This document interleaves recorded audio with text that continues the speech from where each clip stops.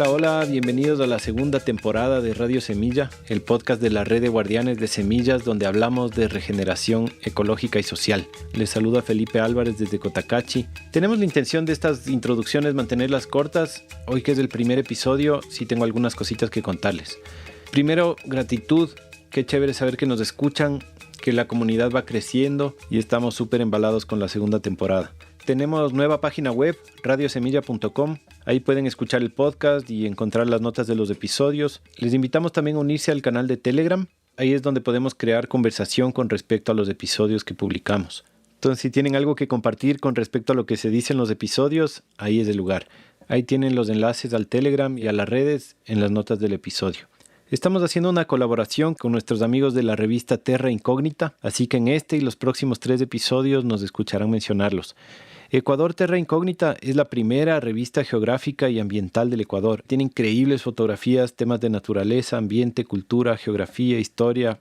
Están en Facebook, en Instagram como Ecuador Terra Incógnita, Terra, no tierra. Y también les recomiendo escuchar nuestro episodio número 32 sobre periodismo y territorio con Andrés Vallejo, que es el director de la revista. Hoy conversamos con Javier Carrera sobre bioconstrucción, uno de los grandes temas que nos quedaron pendientes en la primera temporada. Y como es un tema bastante práctico y visual, les recomiendo también que revisen ahí las notas del episodio en radiosemilla.com.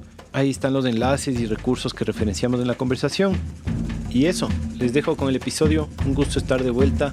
Un abrazo grande.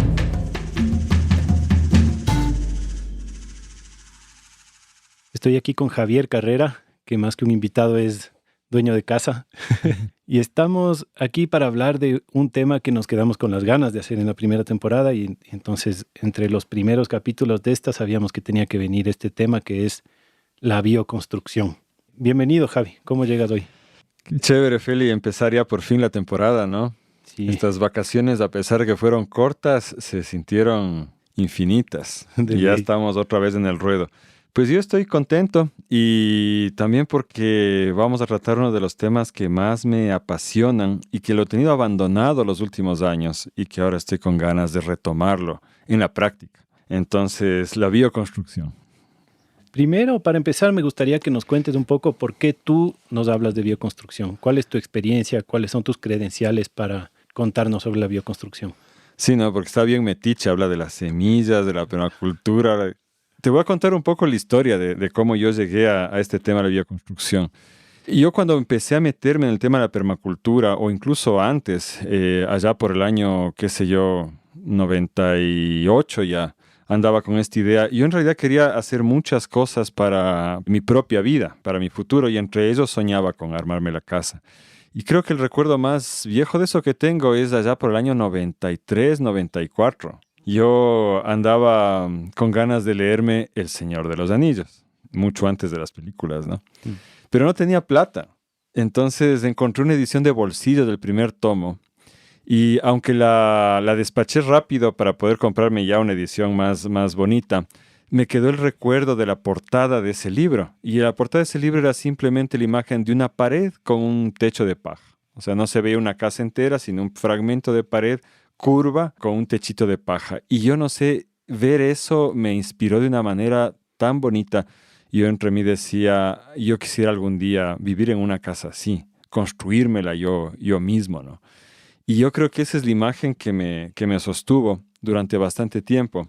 Y años después, en el año, si no me equivoco, 2000, organicé un curso de bioconstrucción cerca de Quito. En Puerto Quito lo hicimos. Y después volví a repetir este curso trayéndole a la misma instructora en el año 2002, Becky B. Becky es, o fue, no he tenido ya noticias de ella en años, una famosa bioconstructora estadounidense de Oregon que trabajaba con una técnica que vamos a conversar más adelante que se llama COB. Y ella creía mucho en la capacidad de la gente de diseñar y armar su propia vivienda, usando este material que vamos a comentar después. Entonces, ella vino 2 veces acá y yo con ella aprendí todas las bases. Hicimos talleres prácticos. Es interesante porque todo esto es justo antes del inicio de la red de Guardianes de Semillas. O sea, yo estaba en el proceso de formular la idea de la red y todo esto, y estaba tomando y organizando estos cursos a la vez. Entonces, con ellos hicimos algunas prácticas y luego yo ya me quedé entusiasmado con esto de construir mi propia vivienda. Y en el año 2012, que salimos con mi ex esposa Fernanda de donde estábamos arrendando, estábamos bastante molestos porque nos dimos cuenta que en los años que llevábamos arrendando casas ya habíamos gastado tantos miles de dólares en arriendo que pudimos haber utilizado para construir nuestra casa, pues. Entonces nos dimos cuenta que hasta es mejor tener una deuda para una vivienda que pagar arriendo, decíamos nosotros. Porque a la final, cuando pagues la deuda, te quedas con la casa, mientras que el arriendo es algo que no lo recuperas de ninguna manera. Ahora, esta es una forma de pensar bastante de acá, de las Américas, porque conversando yo con amistades en Europa me dicen, a la final es tan costoso construir que te sale económicamente mejor arrendar toda la vida. O así era antes, porque ahorita el mercado inmobiliario está estallando en Europa también. Los gurús financieros así occidentales siempre es como alquila, de gana vas a estar Claro. Pero ahora están subiendo los precios del alquiler en Europa y se está complicando la cuestión. Pero acá sí es la imagen que tenemos de la generación anterior. O sea, mis padres construyeron con dinero de la Seguridad Social su casa, se demoraron 18 años en pagar la hipoteca, pero al final la pagaron y la casa es de ellos. Y la problemática para ya nuestra generación y las que vienen es cuántos de nosotros vamos a tener ese chance realmente. Ya no es lo mismo. Como decía un meme de Facebook, ¿qué eran nuestros papás? ¿Estaban con la mafia o qué? ¿Vendían droga? ¿Cómo se compraron tierra y construyeron casas? Y eso es, sí, ya ahorita ya se ha vuelto inasequible. Pero bueno, a nosotros nos dio esta cuestión de no queremos pagar más arriendo. Ya teníamos en plan tener un hijo y queríamos que tenga un lugar propio y queríamos construir una casa. Y ahí nos topamos con esta cuestión que es la más grave, ¿no? Teníamos $200 en la cuenta bancaria. No teníamos tierra de ningún color y no éramos sujetos de crédito. No teníamos, ni el auto estaba a nuestro nombre. Entonces nadie nos quería dar un préstamo. Entonces me acuerdo que Fernanda se desesperó ahí y dijo, puchicas, ¿cómo diablos vamos? Tenemos $200, no se hace así, no se construye una casa. Y dije, ve, lo que vamos a hacer es aplicar permacultura económica, que eso es otro tema que algún día podemos hablar, y vamos a transformar nuestros conocimientos y relaciones sociales y todo eso en una casa. Y así empezamos y efectivamente acabamos construyendo un hogar que yo le puse la mayor parte del trabajo en el diseño y en la construcción. Me demoré 2 años y medio en construir. Acabó costando $30,000 y todo ese tiempo de trabajo, porque no es solo la plata, ¿no es cierto? No. La casa tiene 160 metros cuadrados. Incluso en ese entonces ya era bien barato lo que te estoy diciendo. Pero claro, lo que no estoy diciendo aquí es que a mí me costó también la mitad de mi tiempo de trabajo. O sea, yo pasé la mitad de mis horas laborales en vez de trabajar en otras cosas dedicado a la casa. Y fue un esfuerzo titánico. Yo cuando empecé la construcción estaba tan emocionado que andaba con la idea de ponerme una consultora y diseñar y ayudar a construir casas a la gente. Dije, bueno, puede haber un ingreso ahí, ¿no? Ya tenía gente interesada y todo. Pero cuando acabé de construir mi casa estaba tan cansado, tan harto que dije, no, yo no quiero volver a oír hablar de bioconstrucción. Eso ya fue hace 8 años prácticamente que acabamos de construir la casa. Y ahora ya me picó el gusanito de nuevo. Ya estoy con ganas de diseñar y construir de nuevo. Entonces es un proceso cansado, sobre todo cuando no tienes los recursos. Ahora, lo bonito fue que mientras hicimos, a mí me gusta escribir y comunicar. Entonces, mientras íbamos armando la casa, yo hice un blog. La casa se llama Flor de Cactus. Y el blog ya les vamos a poner en las notas del episodio el enlace para que puedan ver paso a paso cómo construimos la casa. Entonces, si tú me preguntas mis credenciales, ¿cuáles son? Mi única credencial válida en este caso es que yo construí la casa. Y no es una casa que esté mal construida, es una casa muy bonita. Yo creo que tú sí la conoces, ¿no? Lindísima, de Super Adobe, es una casa bien bonita. Super Adobe Ibareque, exacto, ya les vamos a comentar de estos materiales. Entonces, con un baño / invernadero. Sí, la mejor parte de la casa es la mejor baño, parte. ¿no? Y yo ya salí de ahí hace unos meses, pero por eso estoy ahora pensando en armar mi otrita. Ahora, este tema, bueno, no solamente trabajé yo en esa casa, sino que trabajé con mi compadre, a quien ya hemos entrevistado acá, Rogelio, y el sistema de construcción que utilizamos en mi casa como casa pionera. Luego él lo aplicó en varias casas más, nuestro sistema. Hay en total unas 4, si no me equivoco, casas construidas muy parecidas a la casa Flor de Cactus. Entonces es un estilo que hemos hecho un poco y hemos ido aprendiendo y desarrollando más. Y además, en la red de Guardianes de Semillas estamos inmersos en una cultura de bioconstrucción, en distintas técnicas que podemos conversar ahora. Entonces yo también le he ido dando seguimiento a esas técnicas, esas cosas que han ido haciendo los compañeros y las compañeras de la red. Y por ahí va. Muchos años de investigación, reflexión, crítica y la experiencia práctica de haber construido mi casa y de haber participado en la construcción de otras casas también. Por ahí va. Bien, a mí me queda también perfecto este momento porque estamos justo ahorita estamos entrando en la fase de acabados de la construcción de nuestra casa. Así es, entonces, está bonita. Y solo para cerrar un poco este tema que abrimos de comprar versus alquilar, yo argumentaría que el tema de la herencia debe ser algo bien natural que los humanos tenemos de querer ser dueños de algo para que nuestros hijos tengan dónde construirse su casa o tengan una casa donde vivir después, ¿no? Que es la parte que a mí no me cuadra de esta mentalidad de financieramente no tiene sentido construir una casa sino alquilar. Es como, pero ¿y si todo colapsa? ¿Dónde van a vivir tus hijos? ¿Cacha? Bueno, eso solo para cerrar ese tema. Para pasar de página y comenzar ya a hablar más directamente de la bioconstrucción, quisiera ver si nos puedes ayudar con una definición. O sea, ¿qué es la bioconstrucción? También hay varias definiciones circulando por ahí, ¿no? Como suele suceder. Pero, bueno, para mí la bioconstrucción es una forma de construir que está adaptada al entorno donde vas a construir. Eso es básico. Ya vamos a hablar de la bioclimática, que es este tema, ¿no? Y que además utiliza recursos locales para construir y que trata de tener el mínimo impacto ecológico posible. Y que el resultado final, la casa final, pueda en principio, si es que así fuese necesario o si desapareciéramos, reintegrarse de una forma fácil a la tierra y desaparecer. ¿No es cierto? Que pueda ser digerida por la tierra nuevamente, me parece importante. Esas son las cuestiones. Y yo creo que también una cuestión social, que tú ya estás mencionando también, y es que sea asequible, ¿no? Entonces, el ejemplo de la casita andina, por ejemplo, de adobe o de bareque, es perfecto. En lo que entraba antes era madera, chaguarquero del penco, la tierra del adobe, la piedra y las tejas o la paja. Y si algún día la familia desaparece o la casa está muy vieja, todo eso es absorbido por la naturaleza en relativamente poco tiempo. Y esa casita campesina fue levantada en Minga, ¿no? En trabajo comunitario por la familia y los allegados al Ayllu, ¿no es cierto? Rápidamente, a muy bajo costo, con los materiales que había en el lugar. Y además, el diseño de esa casita está adaptado perfectamente al clima de acá de los Andes, ¿no? Entonces, esa casita campesina, como todas las casitas campesinas realmente antiguas, ¿no?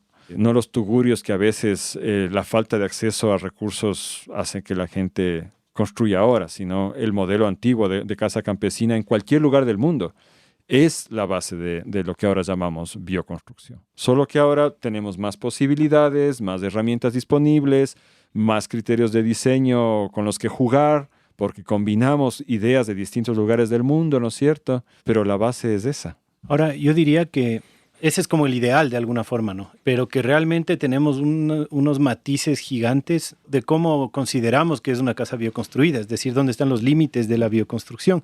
Por ejemplo, yo me he puesto a pensar mucho en esto ahorita que estamos construyendo, ¿no? Que, claro, nuestra casa es de adobe y de bareque. Toda la tierra de todas las paredes salió de aquí, de nuestro mismo terreno. La mano de obra también es local, la madera que usamos para la estructura es de una parcela de eucaliptos de un terreno que estaba degradado y evitamos sacar maderas de la selva. La teja es de aquí cerca, de un señor que él mismo hace las tejas de la arcilla local. Y claro, eso suena súper sostenible, ¿no? Pero todo eso que acabo de mencionar es solo una parte, ¿no? Pero aparte de eso, hemos usado un montón de cemento, hemos traído piedra y arena de minas, hemos usado hierro, y un montón de cosas que en verdad no tienen nada de sostenible. Y además, no lo hemos hecho en Minga, no ha sido barato, ha sido un trabajo más bien delegado. Entonces, yo todo este proceso me he estado preguntando, ¿no? ¿Qué tan bioconstruida es mi casa, no? Como, claro, tú le ves y dices, es bioconstrucción, es mucho más bioconstruida que una casa normal, de otras personas que construyen por aquí. Pero sostenible no es del todo, regenerativa no es del todo. Si se cae, no se pudre ahí mismo todo. Y bueno, es como hay un matiz, ¿no? Hay un matiz. Entonces, bueno, y también como principio de permacultura creo que tiene que ser adaptado a quien lo hace, ¿no? O a quien va a vivir ahí. Entonces, por ejemplo, en nuestro caso, no somos ninguno, ni mi esposa y yo somos constructores. Yo estoy como en la tercera experiencia de construcción y medio ya cachando cosas, pero si yo hago una casa, tal vez se me cae. Y claro, yo me dedico más a criar guaguas y a hacer un podcast y a hacer no sé cuántas otras cosas. Y no dedico mi tiempo a la construcción. Sí dedico una buena parte, pero no suficiente como para yo decir, pucha, son mis manos las que alzaron esta casa, ¿no? Entonces, claro, mi estilo de vida no se adapta a ese de que yo voy a construir con mi comunidad y en Minga, ¿cacha? Entonces, es otra arista en donde no es muy bioconstruida mi casa. Y claro, ¿no? Lo que planteo es que son muchas aristas y que son matices dentro de cada una de esas aristas, ¿no? Matices en el tema de materiales, matices en el tema de estructuras sociales, matices en el tema de dinero y energía, y todas las casas van a estar en algún lugar digamos, en esos espectros, ¿no? Ninguna casa o casi ninguna casa va a ser como, pucha, la bioconstrucción perfecta, excepto quizás las que mencionas, no sé, una casa andina de hace 300 años o 500 años de una gente que construyó. Eso es así, también por la cuestión de los costos, ¿no es cierto? Claro. Y para darte un ejemplo, o sea, yo en mi casa, en la casa Flor de Cactus, tuve que priorizar el ahorro porque no teníamos dinero. Y eso llevó a ciertas decisiones que no eran las que más me agradaban, pero eran las necesarias para poder realistamente mudarnos algún día ahí. Uh-huh. Entonces, para darte un ejemplo, el sueño era que el entrepiso sea de madera. La madera como entrepiso es complicada porque tiene que estar realmente bien seca, si no se te va a hacer olas después del piso. Entonces, la única opción asequible en ese momento era madera duelas, ¿no es cierto?, de madera secadas en horno. Y hicimos una habitación, ¿no es cierto?, con ese entrepiso de madera, y era muy caro. Entonces el resto del entrepiso yo lo que hice fue fundir 5 centímetros de cemento alrededor de una malla de hierro forjado, una malla Armex, ¿no? Eso sobre un bambú guadúa abierto, ¿no? Y la cuestión es que el piso de la habitación que hicimos de madera costó más que todo el resto del entrepiso que hice de este ferrocemento, ¿no? Uh-huh. Entonces, claro, yo hubiera preferido que todo el piso sea de madera, pero mi realidad económica era otra. Entonces tuve que adaptarme y usar cemento en ese caso, ¿no? Claro. Entonces la bioconstrucción hoy en día nunca es blanco-negro. Es lo mejor que puedas llegar a ser dentro de ciertos límites, porque tampoco vas a arriesgarte a que la casa sea contaminante o inhabitable. Claro. Esos son los límites que se marcan, pero fuera de eso no te queda otra que jugar con los elementos disponibles, haciendo lo mejor que puedas hacer dentro de estos ideales de la bioconstrucción, sin esperar nunca que logres al 100% todos estos principios que definimos. Claro. Igual este tema de las preferencias, ¿no? Como, por ejemplo, lo que tú acabas de decir, a nosotros nos pasó parecido, pero en la primera casita que hicimos, que es bien chiquita, hicimos un piso de duela, y ahora en la nueva estamos haciendo losa, ¿no?, de cemento. Y no solo por el precio, sino también porque con la duela nos morimos del frío. ¿Cacha? Entra frío por abajo. Entonces el hecho de que queramos estar más cómodos y tranquilos con la temperatura en nuestra casa también nos llevó a ponerle un material que, claro, es más barato, pero es menos sostenible, ¿no? Y solo para terminar de mencionar esto de las aristas, me estaba olvidando de una arista más, que es el tiempo, ¿no? Porque claro, por un lado está que si es que tú lo haces con tus manos y con materiales que tú consigues y con unos cuantos amigos, tal vez te demoras, en tu caso, 2 años y medio, y conozco gente que se ha demorado 5 años, 8 años en hacer su casa. 10 sí. años, sí. Y claro, ¿no? El otro modelo es 6 meses, 7 meses de 5, 6, 8 personas a tiempo completo y se termina y listo. La otra manera de ver la arista a tiempo es de cuánto tiempo va a durar tu casa, ¿cacha? Entonces también puedes jugar con este criterio de que puede haber materiales que sean un poco menos sostenibles o más caros, pero que te van a durar 200 años y otros que tal vez te van a durar 10, ¿cacha? Entonces, ¿cómo qué, por ejemplo? Como por ejemplo la madera que usas, ¿no? Uh-huh. Bueno, nosotros tenemos la suerte de que tenemos el eucalipto, suerte entre comillas. Suerte para nosotros, pero no para el suelo, es básicamente. Sí, bueno, otro tema importante de tocar en este podcast, pero el eucalipto es una madera que se consigue fácil, que dura mucho tiempo. Pero si no fuera ese el caso, si no hubiera el eucalipto, estarías en la decisión de usar una madera, digamos, del oriente, que son, súper buenas y súper duraderas, pero que destrozan mucho. O usar una madera que tal vez no te va a durar tanto, ¿no? Uh-huh. Entonces, bueno, ese es un ejemplo, pero es otro tema a considerar. Como sí, puede tener un impacto, pero va a durar 200 años, ¿no? Cambiemos de marchas porque tenemos mucho que conversar y se nos va pasando el tiempo. Ahí estamos. Ajá.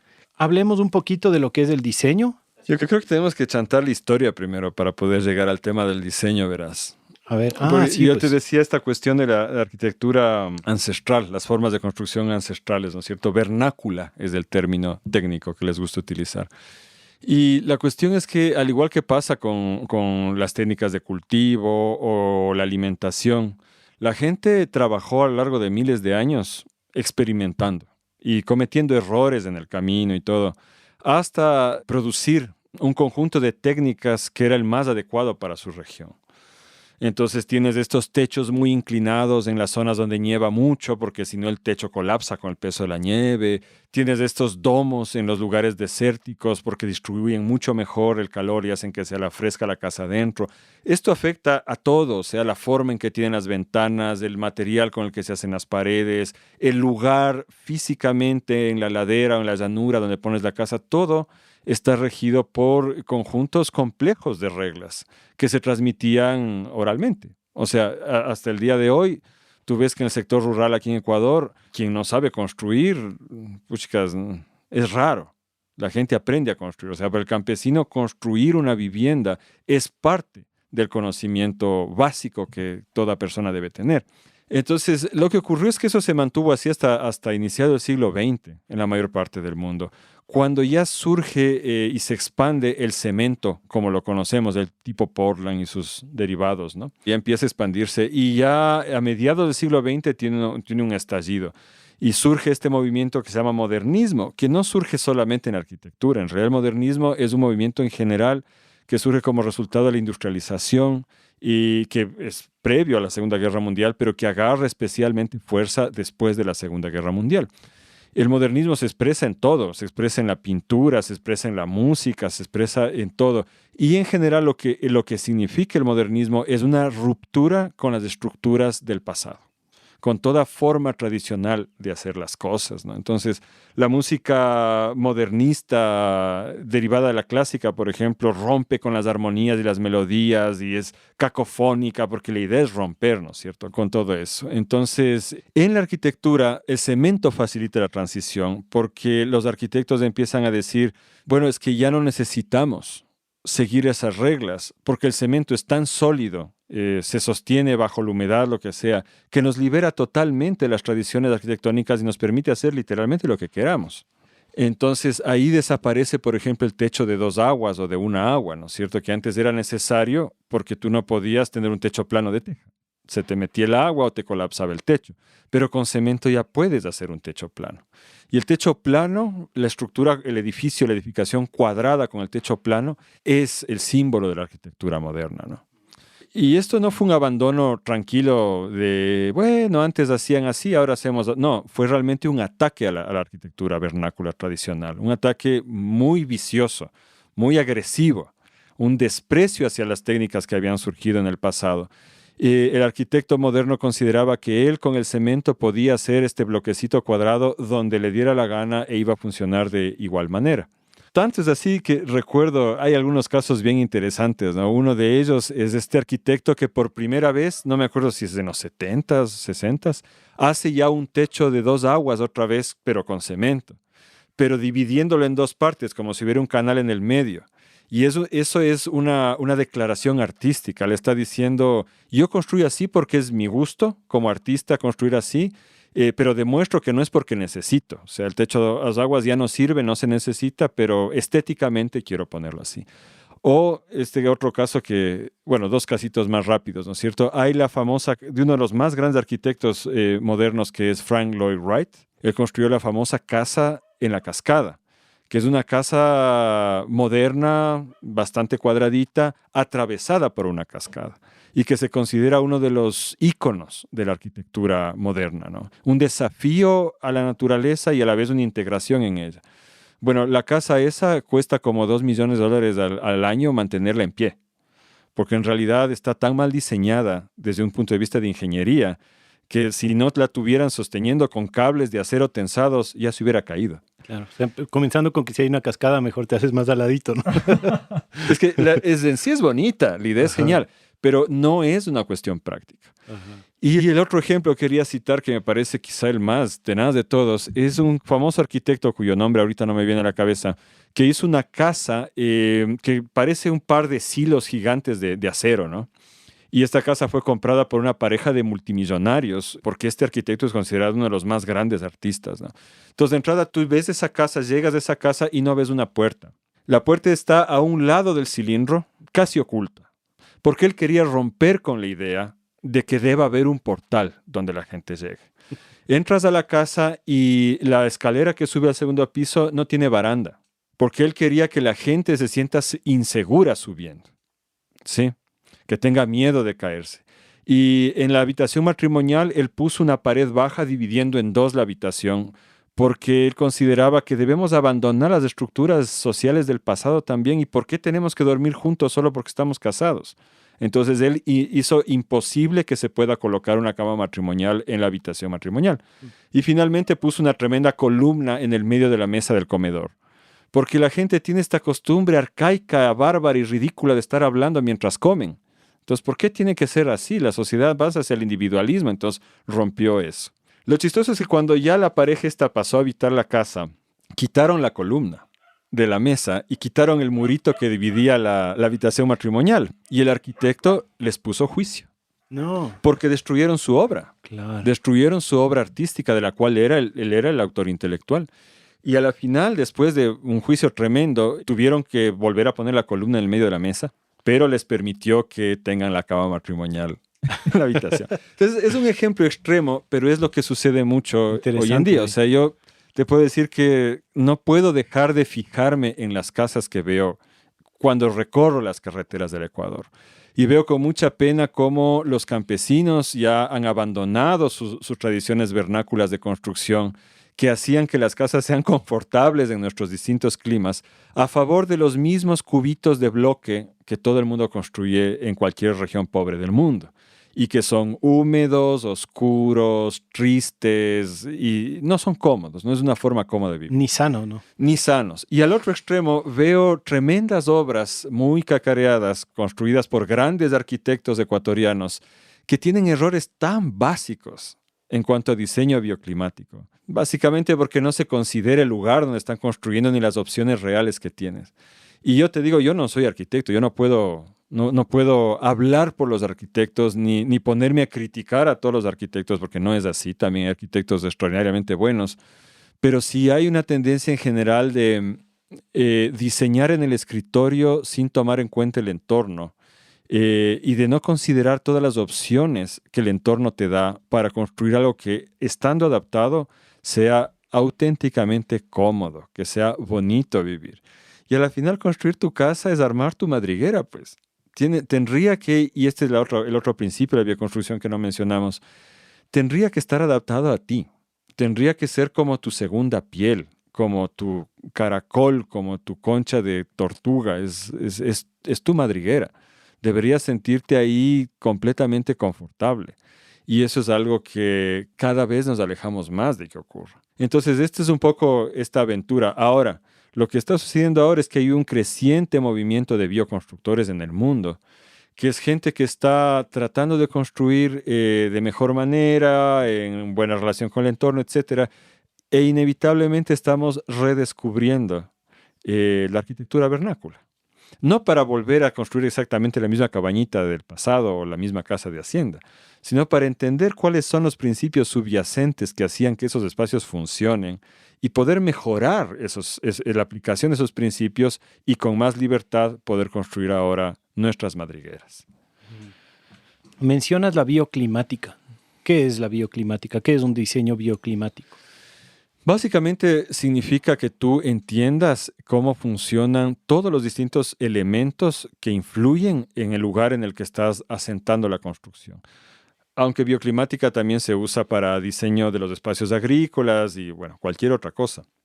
Entonces, cada región del planeta tiene sus propios principios y mientras más te vas acercando a lo local, más principios te toca añadir. O sea, puede ser que empieces con un patrón muy general. Estás en la zona ecuatorial del planeta, por lo tanto el clima es más caliente.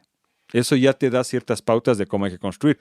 Pero si estamos en los Andes del Ecuador es más concreto porque tenemos la Amazonía, la costa árida, la costa húmeda y el callejón interandino y las zonas altas de páramo.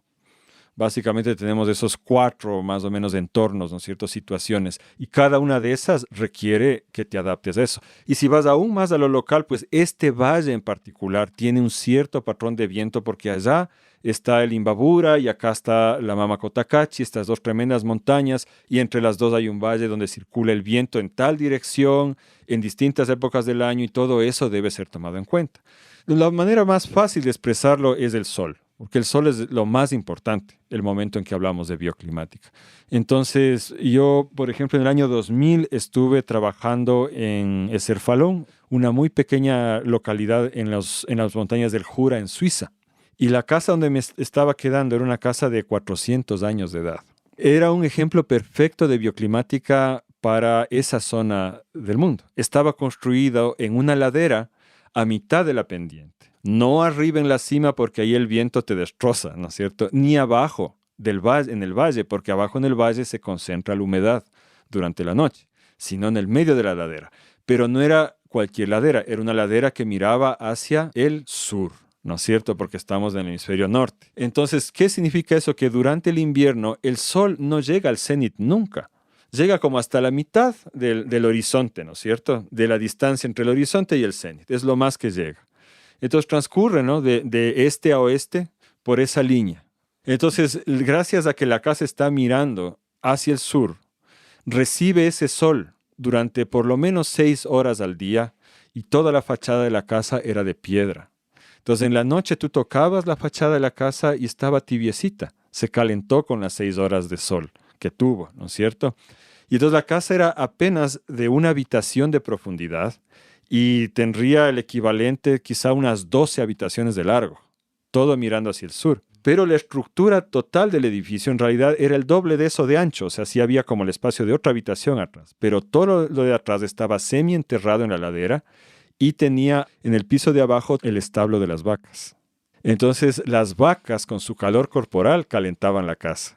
¿Entiendes? Además del sol que daba de frente. Las vacas por atrás lo mantenían caliente con su calor corporal. Y en el segundo piso, que era donde estaban en la parte frontal los dormitorios, en la parte de atrás tenían el almacén de heno para el invierno, para dar de comer a las vacas. Entonces cubrían con el heno toda la pared que dividía estas 2 secciones de la casa. En la casa había una estufa de leña, porque como era un proyecto ecológico se negaban a tener sistemas de calefacción industriales. La estufa estaba en la cocina, se prendía cuando se prendía la cocina, pero el tubo de la estufa recorría las habitaciones, ¿no? Comprender esa estufa y más el sistema, lo que tú me preguntabas antes en la entrevista, el diseño solar pasivo, que era está diseñada la casa para recibir lo más que pueda del sol, ¿no es cierto? Más las vacas y el heno en la parte de atrás. La casa se mantenía, yo diría que a unos 18 grados centígrados, entre 16 y 18, porque me acuerdo que yo sí andaba con un saquito ligero dentro de la casa. ¿Y afuera qué temperatura había?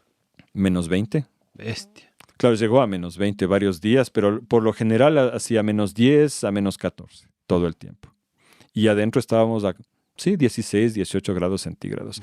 Sin más. Y claro, no es que esta estufa calentaba semejante estructura tan larga, tan grande. Era realmente el diseño solar pasivo más las vacas, ¿no es cierto? Entonces eso es bioclimática con el sol. Ahora, si yo trato de hacer eso en Ecuador, no me sirve. ¿Por qué? Fíjense aquí en la zona ecuatorial, Colombia, Perú, Ecuador, realmente ¿cuánto tiempo tenemos el sol golpeando a una pared? Nunca son 6 horas. Aquí en Ecuador especialmente yo le veo salir al sol y si yo tengo una pared que esté mirando directamente hacia el este, seguramente voy a tener 2, máximo 3 horas de sol directo sobre la pared. Después ya está encima nuestro el sol, avanzando hacia el cenit, ¿sí? Entonces, en Ecuador nunca tienes suficiente sol pegando en una pared como para que la pared se caliente y caliente la casa. Entonces, gente que lee libros de permacultura y bioconstrucción de Estados Unidos, de Europa, quiere aplicar esos principios acá. Yo he visto esto y no funciona, pues simplemente. Entonces uno se pone a pensar, ¿y entonces cuál es la estructura? Y a mí me sucedió esto y me puse a pensar, a ver, pero entonces, ¿cómo es? El sol ya se eleva, entonces si yo quiero que el sol entre a la casa, para empezar, si quiero que se caliente durante la mañana y durante la tarde, tendría que hacer entrar el sol por las ventanas o pared que da al este y por la que da hacia el oeste. Y lo lógico sería entonces que la habitación no sea, o sea, que la estructura de la casa no sea más de una habitación grande de ancho y que esté orientada la casa en un eje norte-sur, alargada en el norte y al sur, para que tenga una parte frontal muy larga mirando hacia el este y mirando hacia el oeste a la vez. Y me acuerdo clarito que justo después de pensar eso, ya hace unos 20 años más o menos, fui hacia el sur del Ecuador y recorriendo una parte en la provincia de Chimborazo, las vi pues estas casitas de 2 pisos que son L's, ¿no? En forma de L. Saqué ahí la brújula y pude ver que efectivamente estaban más o menos orientadas en eje norte-sur y eran solo de una habitación de ancho.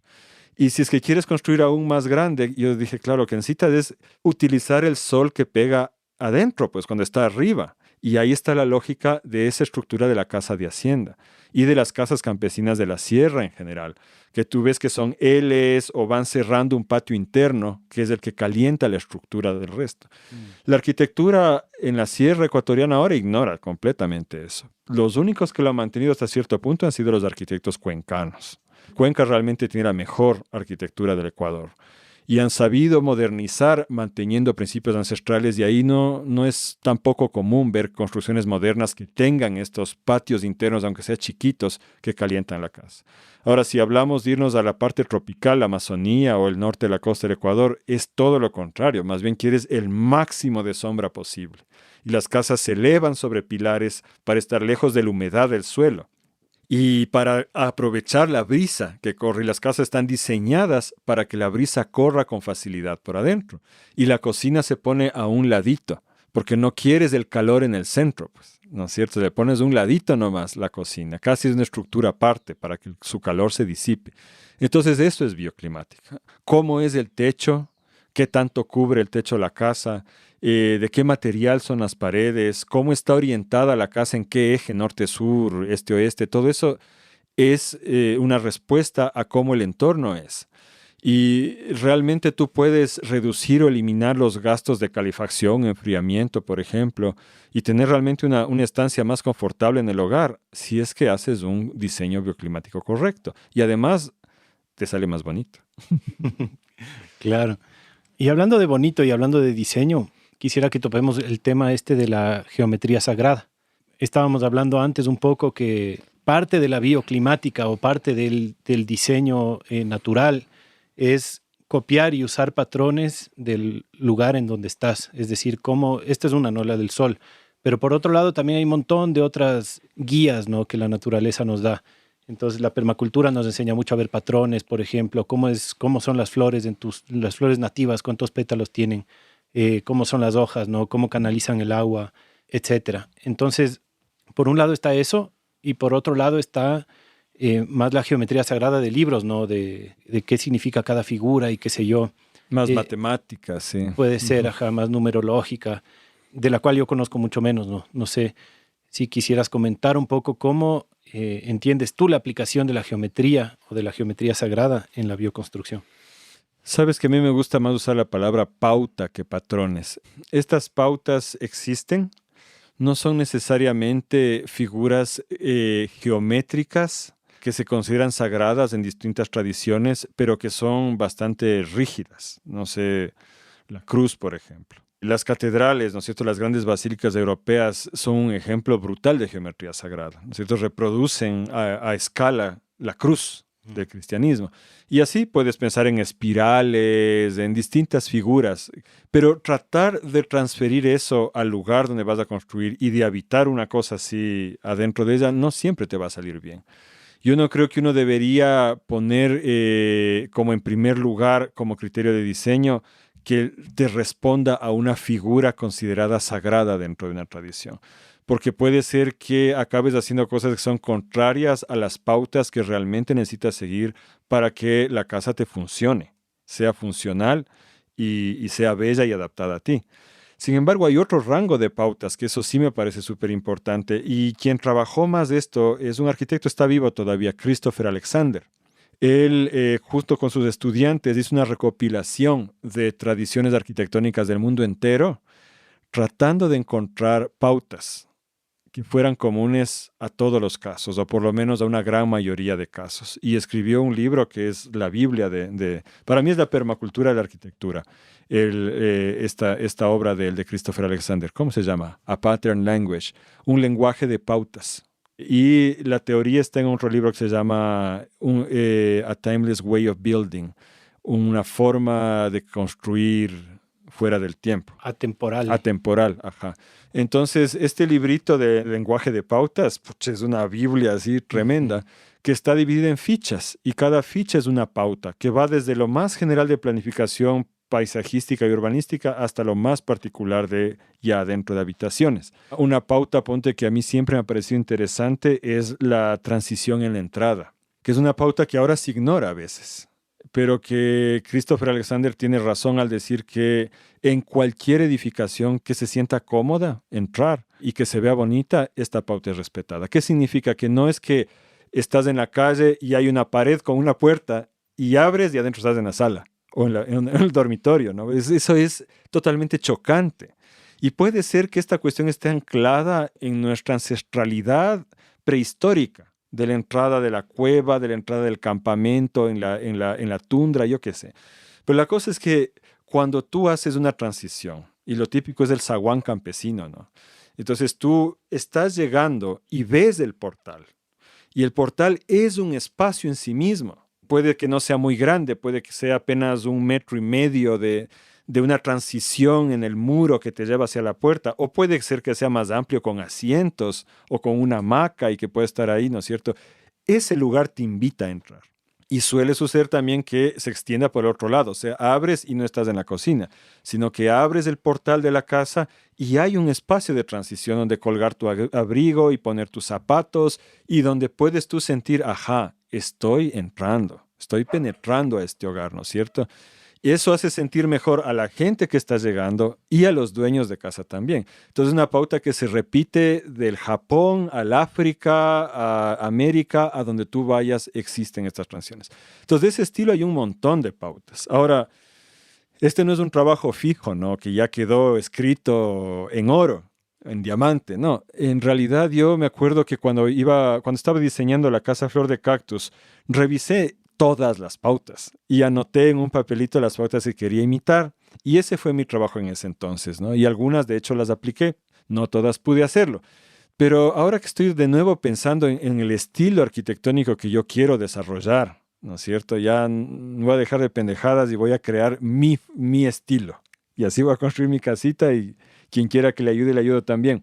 He descubierto pautas que no están en el libro de Christopher Alexander, pero que son parte de mi lenguaje, de las pautas que yo quiero desarrollar, en el lenguaje que quiero construir, digamos así. Christopher Alexander, lo bello que dice es que la arquitectura es un lenguaje y que como todo lenguaje tiene reglas gramaticales y puedes poner letras al azar y escribir sumamente mal o escribir bien. Entonces, en mi propio lenguaje yo he redescubierto pautas de Christopher Alexander y también he añadido algunas propias que me parece lindo. Por ejemplo, esto de tener esta gran chimenea de luz o patio pequeño interior, para mí es una de las cosas fundamentales.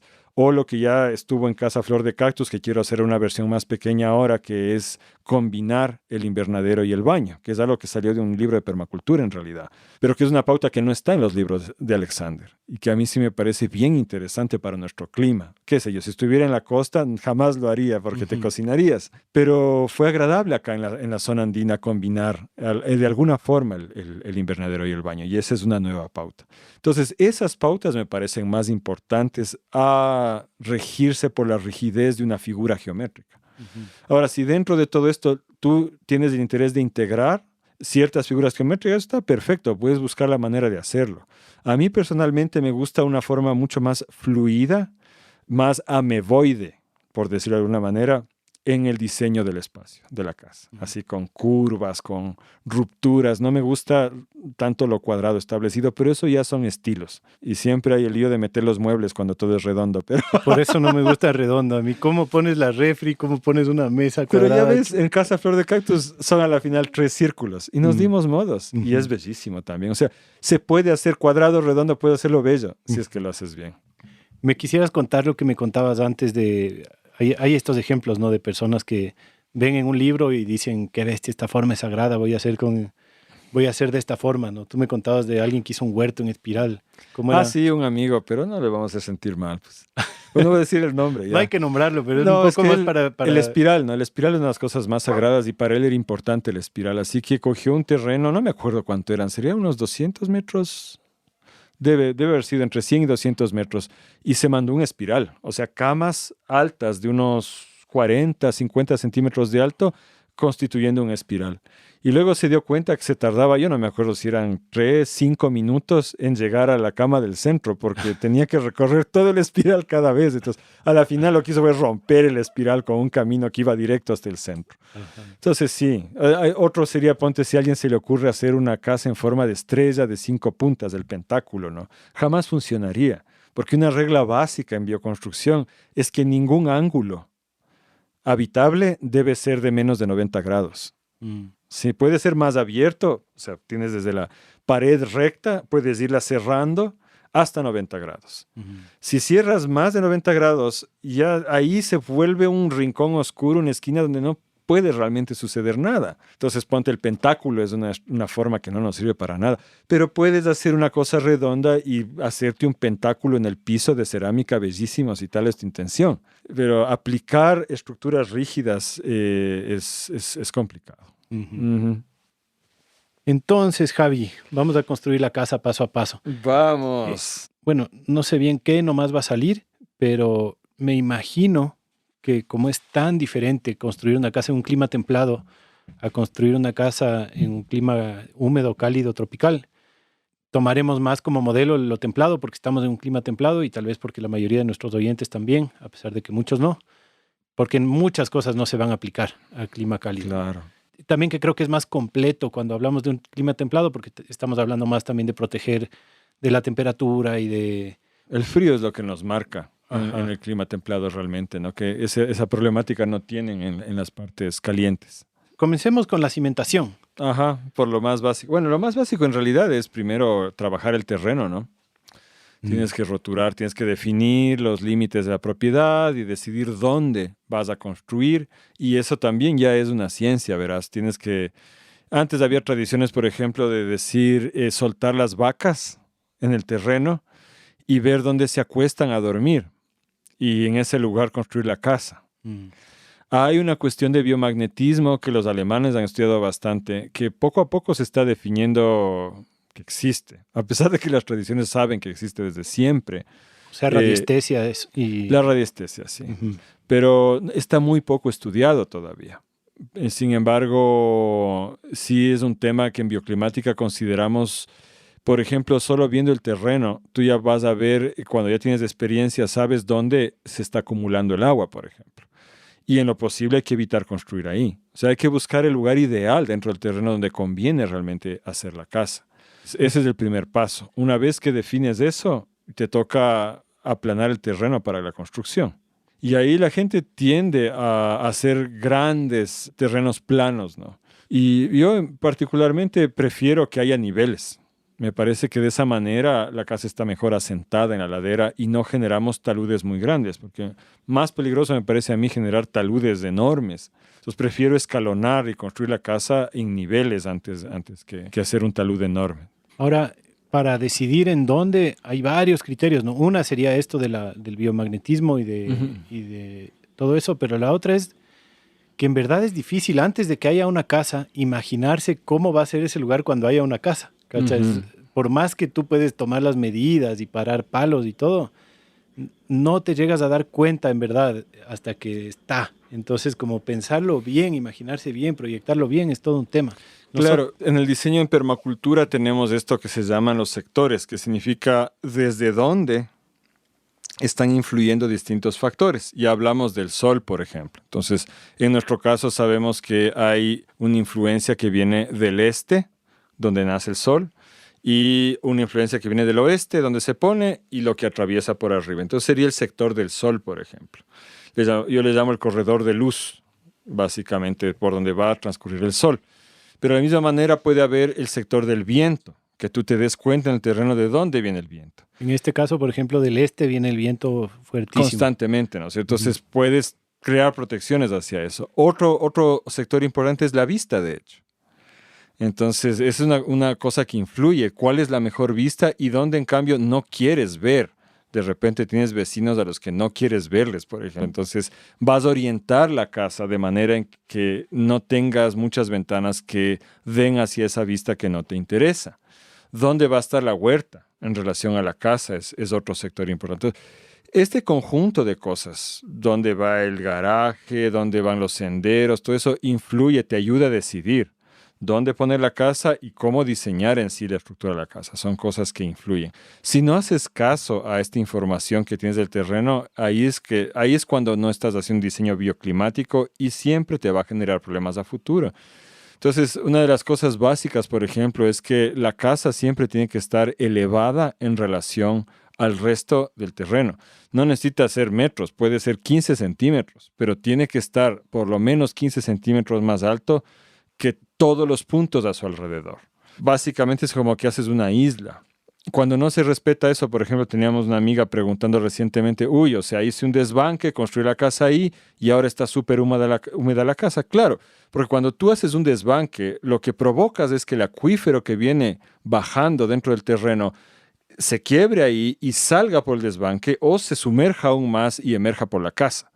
Entonces ahí decían, tienes que hacer del lado que viene el desbanque, tienes que cavar como una trinchera, ¿no?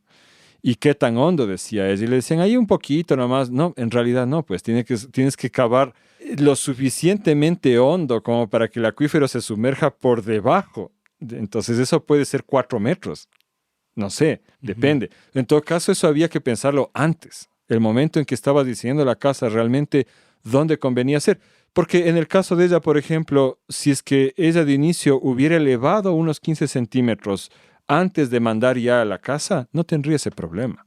El problema fue porque hizo el desbanque y ahí mismo, al lado hizo la casa, sin elevarle un poquito más. Entonces, todas estas son consideraciones que hay que tomar para que te salga bien. Pero bueno, ahorita no estamos haciendo un manual de bioconstrucción, sino solo dando como una percepción de lo que implica, ¿no?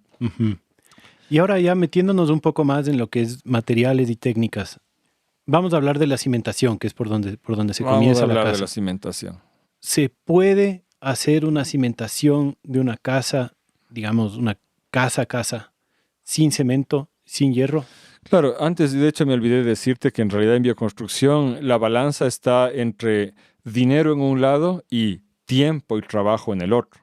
Es decir que, por ejemplo, si quieres gastar menos dinero, tienes que ponerle más trabajo y más tiempo. Eso es así de simple. Algo parecido ocurre con esto. O sea, tú puedes hacer, primero, hay 2 tipos de cimentación dependiendo de cómo vayas a sostener el techo. Y ahí vamos a hablar de paredes portantes, que son cuando el conjunto de las paredes son quienes sostienen el peso del techo. O estructurales, que es cuando tienes una estructura, ya sea de hormigón armado o de madera, columnas que sostienen el techo. Entonces, cuando tú haces columnas, tú puedes, de hecho, no mandarte una cimentación continua en toda la casa, sino solamente hundir los pilares en el lugar donde van a ir las columnas. Sin embargo, en un país lleno de sismos como el nuestro, ahí es cuando las casitas de la costa se caen, ¿no? Sí es conveniente, de todas maneras, encadenar, que ya vamos a describir lo que es. En todo caso, cuando la pared es pesada o va a ser pared portante, la cimentación es continua. ¿Qué significa eso? Que tú cavas como una trinchera en la forma de la casa y haces el cimiento continuo como un muro enterrado, ¿sí? Esto tiene que estar asentado en el subsuelo. O sea, primero tú tienes suelo orgánico, luego tienes suelo suelto y luego más abajo tienes suelo duro. Ese es el subsuelo. Y tienes que cavar hasta encontrar ese subsuelo y ahí asentar este material. Hoy en día se hace con piedra y cemento, la cimentación. Puedes hacerlo sin cemento, pero significa darte el trabajo de encontrar y o esculpir las piedras para que encajen sin argamasa. Argamasa es cualquier tipo de cemento, por ejemplo, ¿no es cierto? Entonces, si tú eres un inca con muchos servidores te ayudan, o si tienes tiempo, maquinaria, dinero, tú puedes tallar la piedra para que encaje bien. No necesitas ser a la perfección como las paredes de Sacsayhuamán en el Cusco, pero que encajen. Es como armar un rompecabezas y ahí sí puedes mandarte sin cemento. Pero nadie hoy en día tiene ese tiempo. Entonces yo de hecho lo que hice fue encementar. No entra tanto cemento, pero usas piedra grande y bien resistente, ¿no es cierto? Que resista la compresión.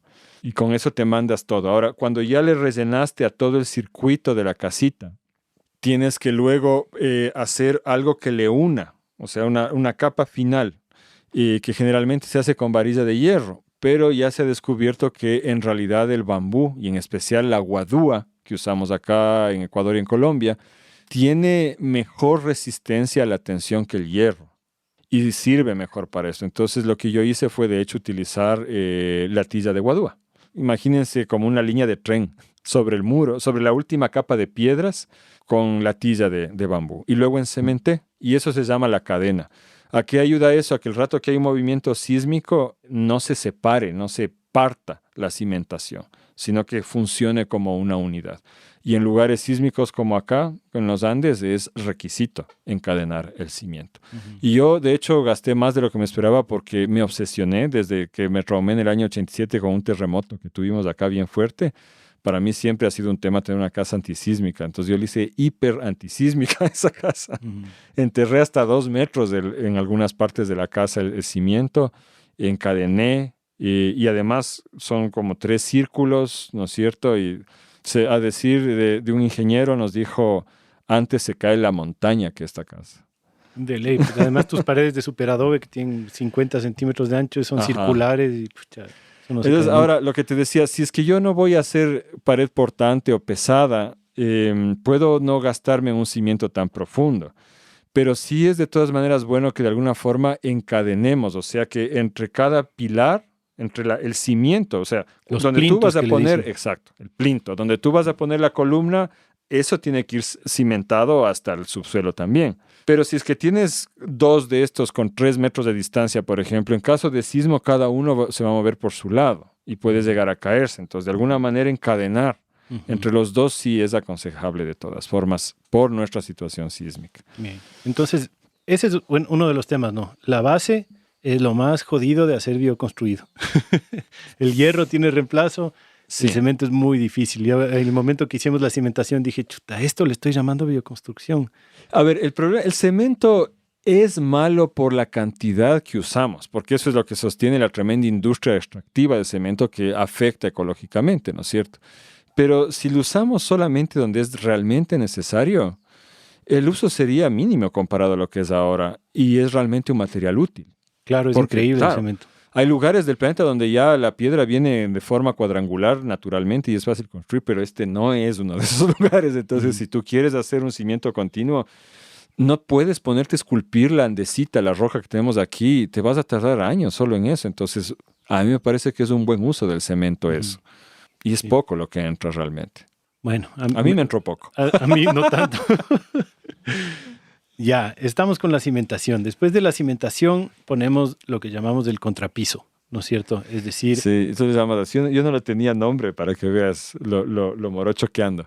Es decir, que lo primero que haces, una vez que tienes, te voy a decir cómo yo lo hice y están las fotos en el enlace que les vamos a dar. Yo primero hice todo el circuito del cimiento y luego vacié el interior hasta dejarle a una altura que yo calculé, tomando en cuenta cuánto iba a elevarse después para que llegue el piso final a estar donde yo quería. Y ahí aplané, apisoné, y ese fue apisonar a mano. Eso fue una tarea cansadísima, apisonar todo a mano y ponerlo a nivel. Y eso es lo que tú llamas el contrapiso, es decir, lo que va debajo del piso. Para mí todo esto es del piso. Entonces yo ya estaba ligeramente elevado en relación al terreno alrededor. Sin embargo, me preocupaba todavía la humedad y me inventé un piso. y me salió espectacular. Lo que yo hice fue meter una capa de 15 centímetros de ripio, grava, que es roca partida en pedazos pequeños, ¿no? Y sobre eso puse plástico. Sí, otro material no ecológico, pero yo quería estar 100% seguro de que no iba a filtrar humedad hacia la casa. Entonces, plástico grueso negro, una capa, y virgen, no reciclado, porque el reciclado tiende a descomponerse con más facilidad generando sustancias cancerígenas. Y además, ¿qué pasa la humedad cuando se rompe? Ajá. Y finalmente puse otros 15 centímetros de cascajo, la piedra pómez molida, que es una esponja volcánica prácticamente, ¿no? Ya, y sobre todo eso, que ya tenía 30 centímetros de eso, ahí fundí, porque era cuestión de dinero, realmente no tenía plata y hice lo mismo que describí antes. Fundí una malla electrosoldada de hierro dentro de 7 centímetros de cemento. Y ese es el piso. Y finalmente, y vivimos así los primeros, yo no sé, 3, 4 años, no recuerdo, hasta que finalmente Fernanda consiguió tejuelo de alta calidad de Cuenca, se trajo desde allá y ya pusimos tejuelo en todo ese como piso final. Y quedó de lujo. Y quedó tibiecito, bueno, no es frío, quiero decir. No es, que la piedra pómez no es súper aislante, ¿no? Claro, y no es, o sea, no hay manera de que la humedad suba por ese piso. Entonces, es una opción. La otra opción es lo que tú dices que has hecho en la casa chiquita, que es separarte del suelo y construir un entablado. Pero entra frío, ¿sí o no? Claro. Porque eso tiene que ventilarse. No puedes poner tabla directo en el suelo porque... ¿No es cierto? Entonces, lo que a mí no me gusta es la típica... ¿Cómo se llama? Se llama la losa, que es piedra grande con cemento fundido todo ahí adentro. Eso es helado. Y no siempre te aíslas realmente de él. El maestro con el que estamos trabajando, Adolfo Chuquimarca, un compañero de Tumbaco. Sí, vecino tuyo, de la casa claro. Flor de Cactus. Él tiene una técnica súper chévere para evitar la humedad en la cimentación y en el piso. Él hace como todo un conducto de aireación en toda la cadena. Entonces, digamos, por encima de la cadena hace un conducto de aire y le deja con unas rejillas en todas las esquinas de la casa, en varios lugares, para que el aire siempre esté entrando circule y circulando. Dentro del muro. Buenazo. Súper buena. Eso se usa también bastante cuando construyes los muros con paja. Tienes que hacer eso de cajón. Sí. Entonces ahí ya tenemos el contrapiso, el piso, los cimientos y nos vamos para las paredes. Entonces paredes, ahí es donde tenemos todas las famosas técnicas, ¿no? Claro, y aquí es donde tenemos que dividirnos entre si es la pared portante o no. Exacto. O sea, si tú haces columnas, ya sea bonitas de madera o estas de hormigón armado, la pared pasa a llamarse mampostería. Y ya realmente eso te da mucha más libertad en qué le metes, porque no va a tener que resistir. Claro, es un relleno y ya no es estructural. Exacto. Entonces es el caso del bareque o bajareque, por ejemplo, o cincho, como también le dicen en algunos lugares, ¿no? Hay distintos nombres y hay variaciones en la técnica, que básicamente es hacer como 2 tabiques, ¿no? Nosotros hacemos de la tilla de guadú acá. También se puede hacer de ramas entretejidas así. Y luego rellenar con tierra. Es mejor si puedes en realidad rellenar con una mezcla de paja y tierra, porque eso le va a dar más aislamiento térmico. En el segundo piso lo que yo hice fue poner cada metro un tronco de unos 10 centímetros de eucalipto, un pingo que le llamamos. Y de lado y lado, o sea, tanto por afuera como por adentro de los pingos, pusimos la latilla de bambú y adentro rellenamos con la tierra. Y yo no pude conseguir paja y me hubiera encantado porque realmente la casa sería más calientita si pudiera. Y esa técnica consiste en hacer o sea, lo que yo hice fue simplemente mezclar lodo, o sea, hacer lodo pesado y meterlo ahí. En el caso de tener bastante paja, tú haces un lodo mucho más líquido y vas sumergiendo la paja en el lodo, pero procurando que no queden como masas de paja seca, sino que quede todo bien empapado en lodo y eso vas metiendo y taconeando para dentro del panel. ¿Cómo hiciste tú? A ver, según yo son 2 técnicas distintas, ¿no? La una, que es el relleno del bareque, como hicimos nosotros, es mezclar el lodo con la paja, digamos la tierra y paja, pero es bastante sólida y le rellenamos con esa mezcla sólida. Pero entiendo que hay una que se llama tierra alivianada, que es más como que hacen tinas de lodo súper líquido y ahí meten solo la paja remojada. O sea, es casi como una pared de paja. Es una variante. Pero es casi lo mismo, ¿no? Es casi lo mismo, pero digamos, para ir cubriendo estas famosas técnicas, hay esta que se llama bloques de tierra alivianada o tierra alivianada, que es más pura paja empapada en lodo, digamos. O la otra que estamos haciendo aquí es más bien mezclar tierra con paja y rellenar con eso, que es Exacto. mucho más sólida. Ajá. Y es una tierra, en el bareque se puede usar casi cualquier tierra en realidad, no.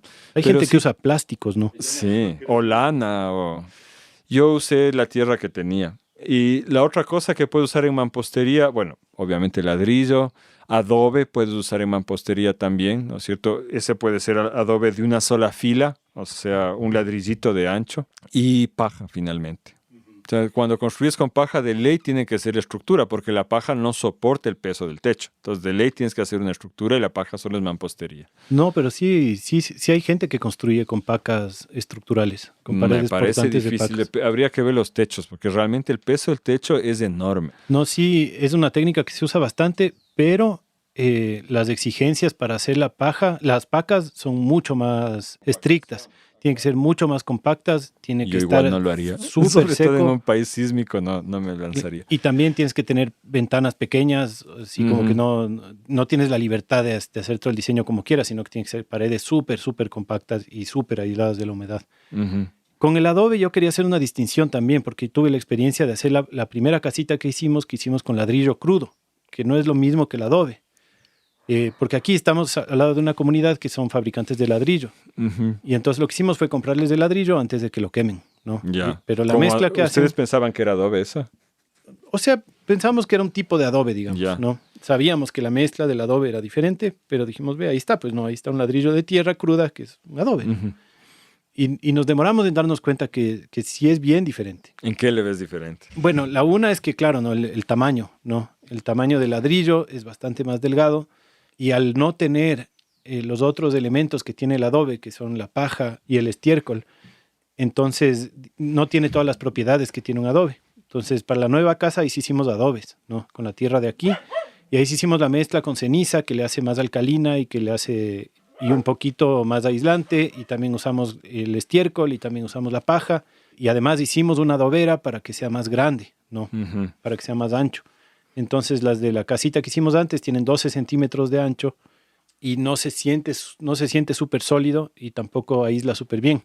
Claro. En cambio, estos otros adobes ya ves una pared que no es gigante tampoco, tiene como 20 centímetros, pero ya es una pared que le sientes bien sólida y todavía no la probamos como aislante, pero seguramente va a ser más aislante. Va a ser también. mejor, claro. Ahí lo único que le falta para acercarse al adobe ancestral es la compactación. Porque la gente dice, no, claro, la casa de adobe va a durar 200, 400 años, porque mira las construcciones del centro de nuestras ciudades coloniales, ¿no? ¿Cuánto tiempo llevan ahí? Pero es que en tiempo de la colonia construían con adobón en realidad, que era más grande, pero que tenía unos moldes bien altos donde encajaban un tronco, ¿no es cierto? Le tallaban al tronco para que encaje y pueda entrar.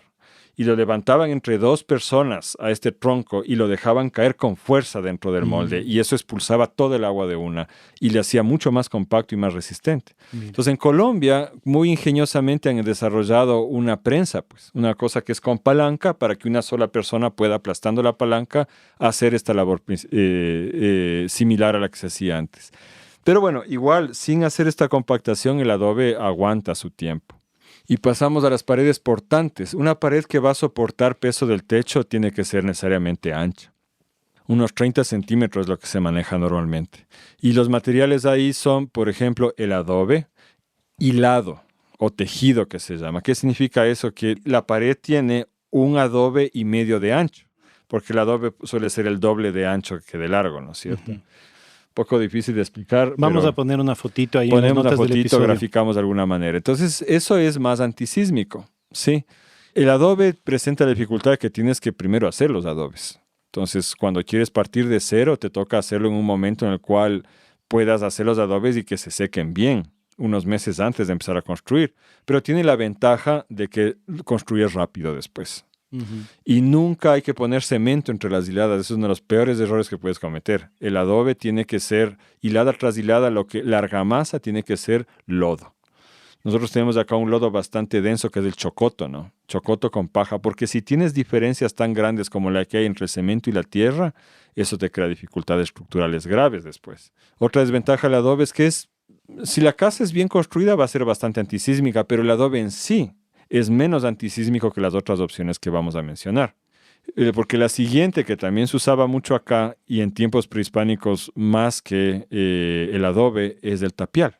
Y el tapial es básicamente, tú haces un molde grande. ¿Cuánto tiene? Metro 20, no recuerdo ahorita tiene este. Es un molde como una caja de madera sin piso ni techo y con pernos para poder desarmarse. Entonces tú pones eso sobre el cimiento o sobre la hilada anterior de tapial y tú rellenas eso con la mezcla del adobe, la paja, la cal, la caca, todo eso y el lodo, y te metes ahí adentro a apisonar dentro de la caja.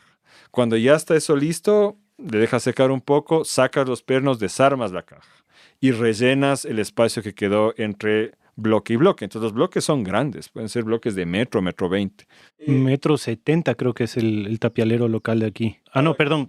Hace 1,70 m de alto, 1,90 m de largo. Pucha, eso es gigante. Yo he visto de 1,20 m, creo nomás. Sí. Pero bueno, la cosa es que esto es más antisísmico que el adobe, porque tiene menos puntos de ruptura, ¿no es cierto? Uh-huh. Es más antisísmico y es más rápido de construir. Y tiene la ventaja de que no tienes que pasarte secando el adobe previamente. Pero en cambio tienes que esperar a que la casa se seque totalmente antes de poder habitar. Uh-huh. Está húmeda todavía. Y se demora en secar. Pero es muy buena opción también. ¿Sabías que la muralla china ha sido construida en tapial? Pero se ven ladrillitos ahí, ¿no? No, o sea, no sé si después ya haya más manos ahí, pero originalmente ha sido hecha de tapial. El corazón era de tapial. Y recubierta de piedra. Ah, o sea, mira, por dentro tapial, por fuera piedra. No sabía. Bueno, la siguiente que vamos a mencionar rápidamente es el superadobe. Vamos al superadobe. De una. Superadobe es una idea con la cual un arquitecto iraní, Nader Khalil, ganó un premio que era un concurso de diseñe a los inventores. Les dijeron, diseñen cuál sería la forma más adecuada de construir en la luna. Ese era el premio. Ya. Y él salió con esta idea porque dijo, básicamente habría que exportar la tela, o sea, costales, a la luna que no pesan nada y allá llenarlos de arena. Entonces está inspirada en las trincheras de la Primera Guerra Mundial, que él vio que eran extraordinariamente resistentes, pues se aguantaban bombardeo, ¿no es cierto? Solo que, claro, entre costal y costal relleno de tierra hay igual un punto de ruptura, que como la forma del costal, si se imaginan, es como una almohada, ¿no? Es aún más peligroso que entre los adobes, pues.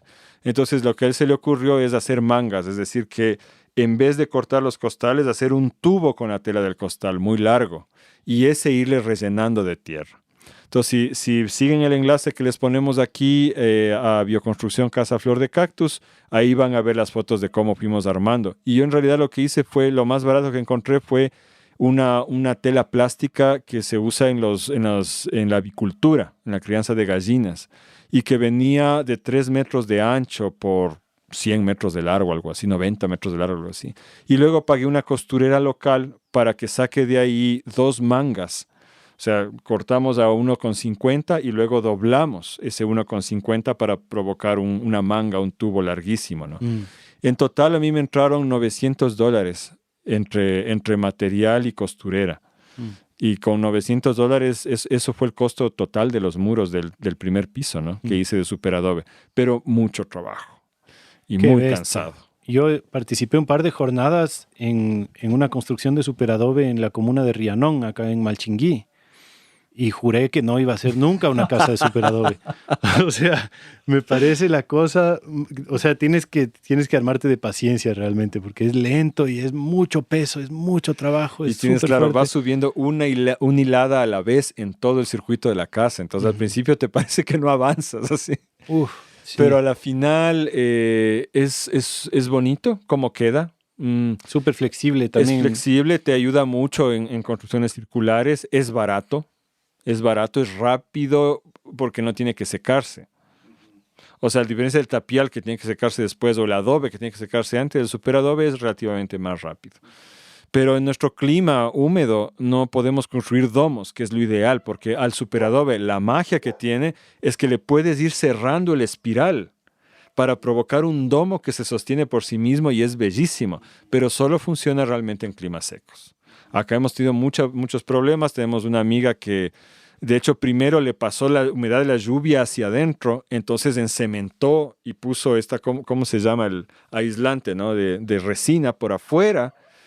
Y otra vez después de un tiempo le empezó a gotear adentro y se dio cuenta que era la humedad de la casa, de la habitación humana, que trataba de escapar por el techo y no podía, y entonces volvía a caer adentro de la casa. Entonces, no es realmente el clima aquí. Tal vez en las partes secas de la costa, sí. Me haces acuerdo de un principio que no hemos mencionado, pero creo que ahorita que hablamos de paredes es importante, que es esto de que las paredes respiren. Sí. Y es uno de los contras de hacer paredes de cemento y uno de los pros de hacerlas de tierra, ¿no? Entonces, ¿cómo es esto de que las paredes respiran? Hay una transferencia de gases. O sea, las paredes realmente respiran, se secan, se secan a sí mismas. Y claro, junto con esto no hemos hablado tampoco de la cuestión térmica, la termorregulación. La ventaja más importante de construir con tierra en realidad es la termorregulación. ¿Qué significa eso? Básicamente, el día que yo me mudé a mi nueva casa, Flor de Cactus, se me fueron las lágrimas del susto porque era una maldita refrigeradora. Y dije, la cagué. Hice la inversión más grande de mi vida y construí una casa de mierda que es más fría que el Polo Norte. No fue así. Bueno, primero que no habíamos macizado bien las ventanas, entonces estaba entrando entre los intersticios de las ventanas, entraba viento, pero era sobre todo que la casa estaba fría, porque es una pared gruesa de 30 centímetros de ancho, de tierra, que ha estado a la intemperie, estuvo ahí secándose más de un año, absorbiendo el frío y necesitaba absorber el calor, pues entonces demoró.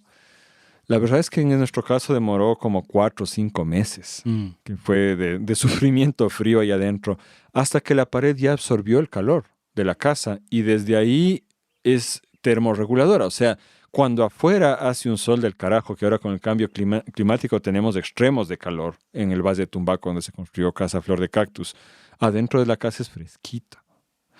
Y cuando afuera hace frío, adentro es temperado, calientito. Entonces la casa tiende a mantener, porque la pared es tan ancha y la tierra es tan densa, que gana y pierde calor lentamente. Esa es la cuestión. Entonces guarda el calor del día toda la noche. Cuando ya empieza a enfriarse, ya sale el sol de nuevo. Y guarda ese frescor de la noche durante el día. Cuando ya empieza a calentarse, ya es de noche de nuevo. Más o menos es así. Pero al mismo tiempo la tierra tiene la ventaja de que tú adentro sientes que el aire es limpio, porque la casa está todo el tiempo filtrando el aire que viene de afuera y también sacando, permitiendo que el aire viciado del interior también circule hacia afuera. Obvio, no es lo mismo que abrir la ventana. Hay que abrir la ventana y ventilar también. Pero a diferencia de otros materiales de construcción, tú no sientes esta como acumulación de una humedad en la atmósfera interior del hogar. Y en eso la tierra no tiene nada que se le compare, especialmente no el cemento. El cemento genera, cuando ustedes puedan, oyentes, estar dentro de casas de tierra y comparar con las construcciones típicas de era de cemento, ahí se van a dar cuenta. Se huele distinto, se siente distinto el ambiente. Y finalmente hay el aislamiento magnético, que esto sí lo han investigado los alemanes. Minke, que es uno de los más grandes autores de esto, M-I-N-K-E, él tiene algunas publicaciones al respecto.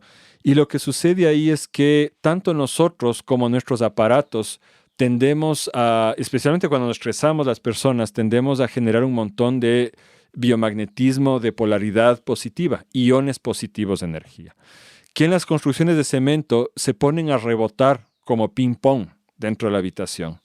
Y cargan el ambiente. Entonces uno entra, por ejemplo, estás en un ambiente agradable a la naturaleza y entras a una oficina cuadrada llena de computadoras, ahí sientes ese golpe del magnetismo, ¿no? Y las microondas y todo eso. Una casa de paredes gruesas de tierra, la tierra tiene polaridad negativa, tiene mayormente iones negativos. Por eso caen los rayos del cielo en la tierra. Entonces es como que la pared de tierra absorbe todo eso. Y por eso quienes tienen la experiencia de estar en casas de tierra saben que simplemente hay un nivel de confort ahí adentro. Yo no sé qué es realmente, será esto, será otra cosa, que no lo logras con ningún otro material de construcción. O sea, es un regulador en todo sentido. Es un regulador, sí. Igual con la humedad, digamos. Si es que adentro hay más humedad que afuera, la tierra va a chupar esa humedad y botarle para afuera. Sí.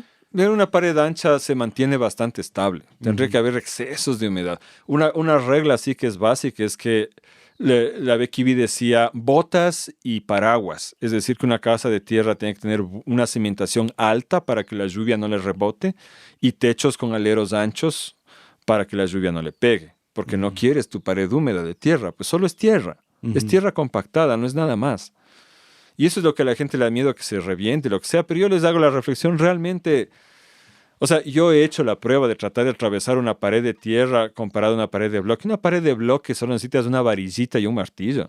Y la botas así de una. En cambio, atravesar una pared de tierra es realmente trabajo duro. No se puede hacer así nomás. Entonces, yo sí creo, aunque sea contraproducente a la imagen que tenemos ahora, es más sólida la construcción en tierra de lo que es la construcción de cemento moderno. El COV. El COV básicamente es como un tapial de mano, ¿no? Ay, el COV se puede escribir de tantas formas. Básicamente el COV es una pared de arena usando arcilla para mantenerla junta y compactada y tejida con paja. Ya, en realidad lo que pasa es que la proporción común suele ser 70% arena, 30% arcilla. Pero varía mucho, porque yo puedo empezar aquí con la tierra de tu huerto y hacer pruebas a ver si nos falta arcilla o arena, o las dos cosas, y con eso hacer COV. Entonces no es una fórmula exacta, no es que yo traigo arena pura y arcilla pura y la mezclo. No, yo trabajo con el suelo disponible y le añado según la necesidad, ya sea arena o ya sea arcilla, o las dos. Y siempre va mucha paja, tanta paja que si yo cojo un manojo de este material, voy a ver como pelo saliendo la paja por todos lados. Entonces, el COV, la ventaja que tiene, bueno, el COV es una técnica muy antigua, que de hecho existía también acá en los Andes, en Ecuador, ¿no? En algunas variaciones. Básicamente se apisona este lodo arenoso con bastante paja y luego se pone directamente en la pared. Hay casas en Gales que tienen más de 600 años ya construidas en COV. Y donde más se ha construido en COV ha sido en Yemen. Esos tremendos edificios en Yemen y en partes de África, no sé si es Ghana, estos tremendos edificios que se van haciendo más delgados a medida que crecen y que ves palos que salen por todo lado, eso es hecho de COV. Entonces, pero en los años 70 hubo un renacimiento por un galés que fue a vivir a Oregón, Llanto Evans, que nuestro amigo Miguel de Yacunina lo conoció personalmente. Y el Llanto creó el movimiento que ahora se llama el COV de Oregón, volviéndolo mucho más maleable y orgánico. Entonces, lo que haces es que tú, ya sea con una pequeña mezcladora de cemento o pisando sobre una lona, mezclas estos materiales hasta que están bien incorporados, paja, arena y arcilla, y coges manojos de eso y lo incorporas directo en la pared, masajeándolos con tus manos. Entonces, esto permite, por un lado, una libertad formal mucho más grande que los otros materiales, porque tú literalmente estás esculpiendo tu casa. Es como hacer una escultura de barro o trabajar con plastilina. Entonces, puedes hacer formas, nichos, puedes extender muebles directamente de las paredes, el mesón de la cocina, la banca de la sala, y toda la casa funciona como una escultura. Y lo otro es que es más antisísmico, porque no hay puntos de ruptura, es un solo bloque. Y la paja la tejes. La herramienta básica del COV es un palo en forma de T. O sea, no es que tú la compras, es que encuentras un palo y le lijas hasta que te dé una T que quepa bien en tu mano, con la parte más larga de la T saliendo entre tus dedos, hecho puño.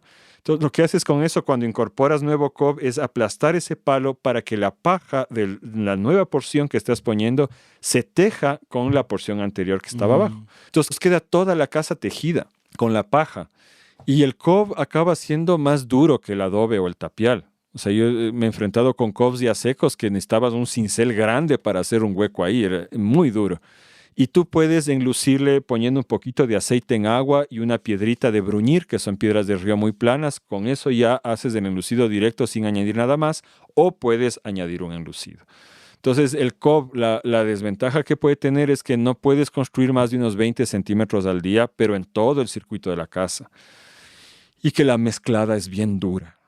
Entonces, pagar mano de obra para hacer COV ni siquiera les gusta a los maestros albañiles, porque claro, están acostumbrados a solo cargar bloques y poner argamasa entre bloque y bloque. Ponerles de estar pisoteando lodo todo el día y moviendo todo ese peso es complicado. ¿Sabes qué hacen las personas que hacen aquí adobes y ladrillos? Traen vacas. Ajá. Y les dan vueltas pisando. Se puede hacer el COV de esa manera, sí.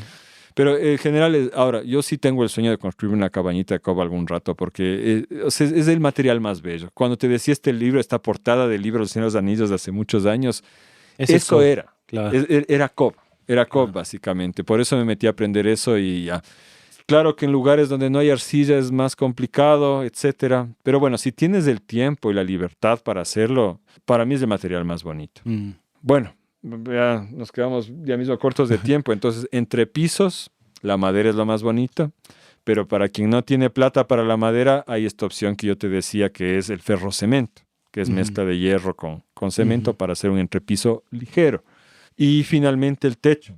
Y el techo finalmente nos llegamos porque vamos desde abajo hacia arriba construyendo, pero cuando diseñas, luego de definir los espacios que quieres, el techo es lo más importante que diseñes. Del techo depende el diseño del resto de la casa y el techo es la parte más importante de la casa y te va a chupar hasta el 20% del presupuesto de la casa fácilmente. Y la estructura que elijas tener depende de cómo vayas a sostener el techo. Y ahí una de las cosas principales es que un techo entre punto y punto de sostén, entre columnas, por ejemplo, idealmente debe haber hasta unos 3 metros, máximo 4. Eso se llama el cielo. Hay formas de bioconstrucción que te permiten tener cielos más grandes, los techos autoportantes que se pueden explorar en otro momento, me imagino. Pero en general el techo es de que te marca todo esto y el techo es donde más problemas tenemos en el Ecuador. Yo me imagino que en nuestros países vecinos en algunos casos también. Porque no sabemos ya construir techos adecuados para el nivel de humedad y las variaciones de temperatura en las que vivimos. Antiguamente en la casa campesina siempre había un ático, un altillo, entre el techo y la habitación. Entonces la habitación tenía un cielo raso, ¿no? Un cielo. Que en las elegantes era, y habrán visto en casas coloniales, de estuco, ¿no? De yeso, así bonito, o si no, solo era de madera. Y luego había un espacio, no muy grande, no es que había una habitación ahí arriba, no era un espacio tan alto, pero había un espacio entre el techo, que era de 2 aguas de teja, y la habitación. Y ahí la gente solía poner cosas como, por ejemplo, las tuzas del maíz. Cuando ya te comes el maíz, queda esta cosa que es un aislante térmico brutal. Entonces ponían eso para arriba. Desventaja, estaba lleno de ratones, ¿no es cierto? Pero tenía un aislamiento térmico adecuado. Ahora tenemos la costumbre de ver el techo, que es bonito, y ya no hay ratas ahí arriba, bacán. Pero en cambio sufrimos mucho por variaciones de temperatura. Porque por ahí es por donde más se fuga el calor de la casa. Y la Becky B cuando estuvo acá nos dijo, yo no puedo creer con el clima que ustedes tienen que no trabajen mejor los techos, que no tengan aislamiento térmico en el techo. Por eso sufren, por eso es fría la casa de día y por eso se calienta demasiado de noche. Y realmente no tenemos muchas opciones acá, aparte de volver a esta tradición de hacer, pero ahora sí hagamos una buhardilla bonita, ¿no? Donde no esté lleno de ratas. Es una cosa que hay que trabajar, yo no la tengo resuelta en mi cabeza todavía del todo. Hay gente que sí ha hecho capitas de aislamiento, pero ponte yo donde me jalé en la casa Flor de Cactus fue en el techo. Acabé, hice una forma hexagonal, la persona que me puso las tejas las puso tan mal que se me entró el agua como ríos a la casa. Tuve que reemplazar con choba, que es esta mezcla de cartón, brea y piedra. Y en el estudio me quedó básicamente caña y choba. Y eso a mediodía era un horno, pues. Entonces sí es un tema al cual hay que darle mucho trabajo. Un techo, una opción ideal para mí, pero no se ve tan bonita, es el techo de tierra, que es un techo que no puedes inclinarle mucho, ¿no es cierto? Tiene que tener unos 10 grados de inclinación máximo.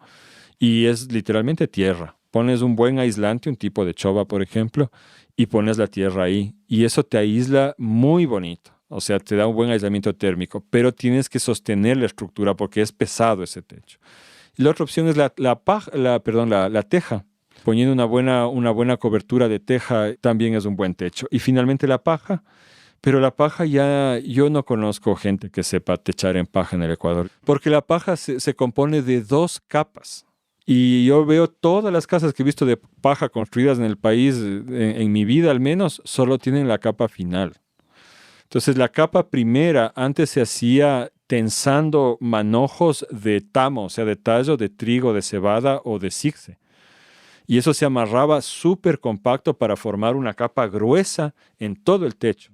Y sobre eso se amarraba la paja, propiamente dicha, que en realidad puede ser hasta maleza que cortaste, o sea, si está bien armado, ese techo es completamente impermeable y respira mejor que cualquier otro techo y es más termorregulador que cualquier otro techo, pero ¿quién sabe armar eso ahora? Pues?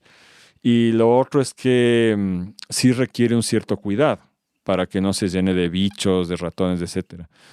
Antes se usaba humo ahora adentro, ya no tenemos eso. ¿Ah? Humo adentro de la casa. Claro, eso se usaba antes, pero eran casas pequeñas. Entonces ahora mi casa, la Flor de Cactus, por ejemplo, tendrá que unos cerca de 100 metros de techo, no, tal vez un poco menos.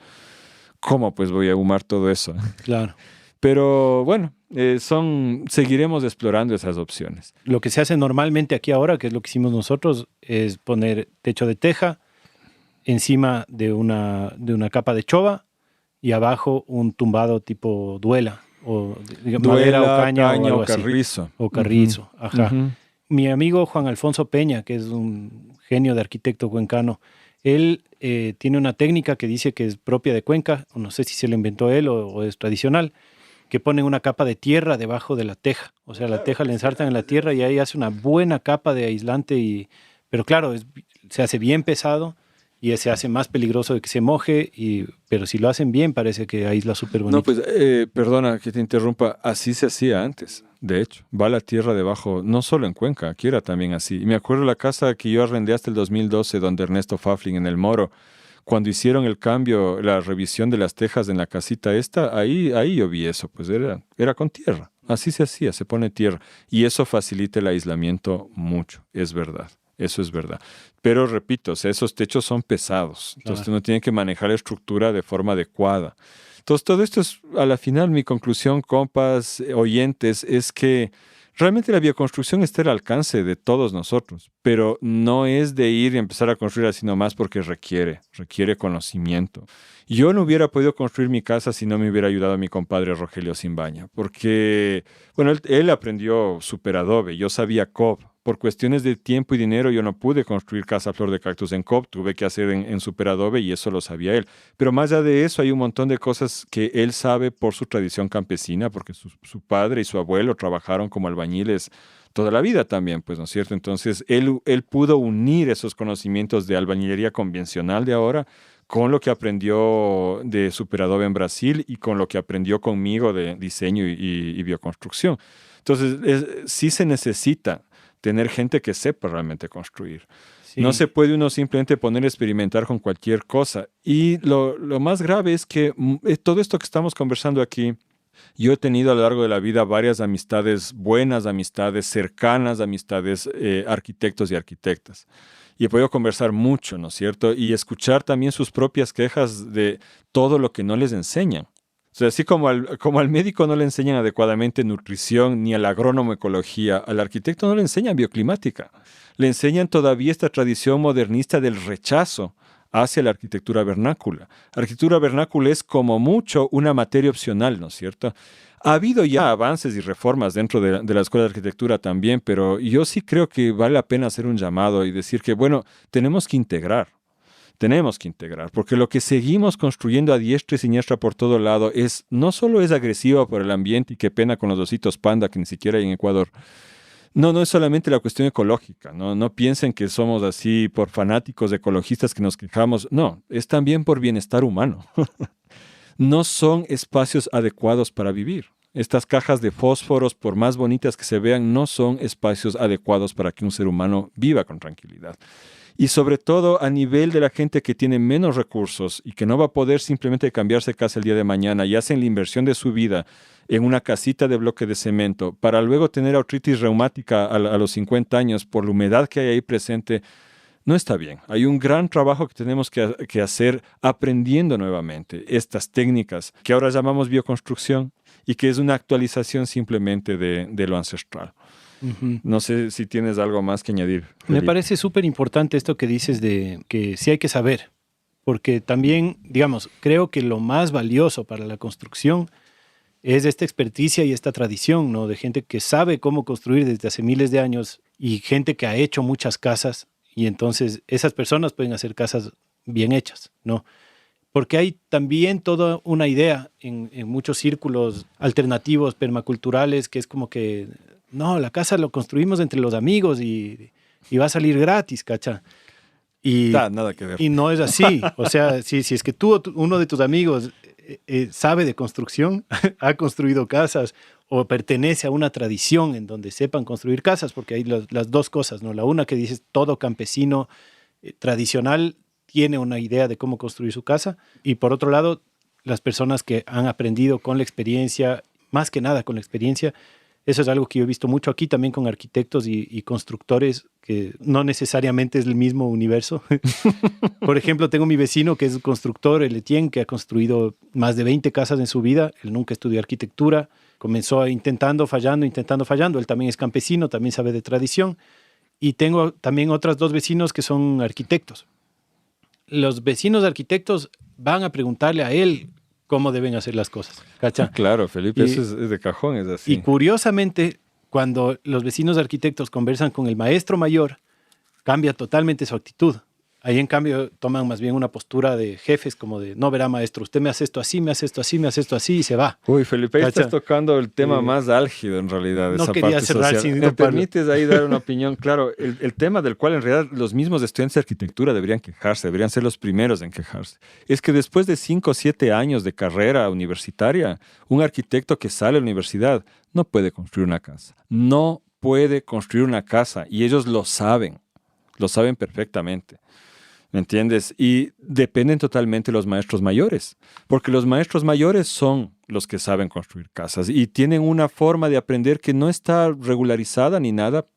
Entran como ayudantes, pasan a ser oficiales, y si son buenos y logran convencer a una cuadrilla de que les siga, se convierten en maestros mayores. ¿No es cierto? ¿Pero qué es un maestro mayor? ¿Es un orgullo? Puedes firmar así como firmas arquitecto, en el documento, y puedes aplicar a ser alcalde de Quito. No, nadie va a firmar soy maestro mayor. Es totalmente despreciado. Ser albañil es una de las peores cosas de nuestra sociedad. Es de pobres. Y es absurdo porque es la gente que realmente construye. Un arquitecto no es capaz de construir una casa. Entonces ahí nos falta tender puentes. Tener puentes de respeto y de interculturalidad, porque no se trata de que ahora academicemos todo y ahora tengas que estudiar en la universidad para ser maestro mayor, porque ahí también vas a perder un montón de conocimiento y vas a cerrar el acceso a ese trabajo a toda esa gente que no tiene dinero para ir a la universidad, ¿no es cierto? Entonces lo que necesitamos es como sociedad dar otro aprecio, otro nivel de aprecio hacia esa gente que trabaja toda la vida para aprender a construir. Y que me digan que no todos son una maravilla, es verdad. Como en todo, hay médicos malos, arquitectos malos, maestros mayores malos, etc. Pero sí, yo creo que la principal dificultad, lo que más nos aísla de lado y lado, es esta falta de diálogo intercultural, y que tiene que empezar por el respeto. El respeto hacia los arquitectos ya existe. Lo que necesitamos es tener respeto por los albañiles y los maestros mayores y aprender de ellos y construir con ellos, porque tampoco es que cualquier maestro mayor sabe hacer superadobe o sabe bioconstrucción.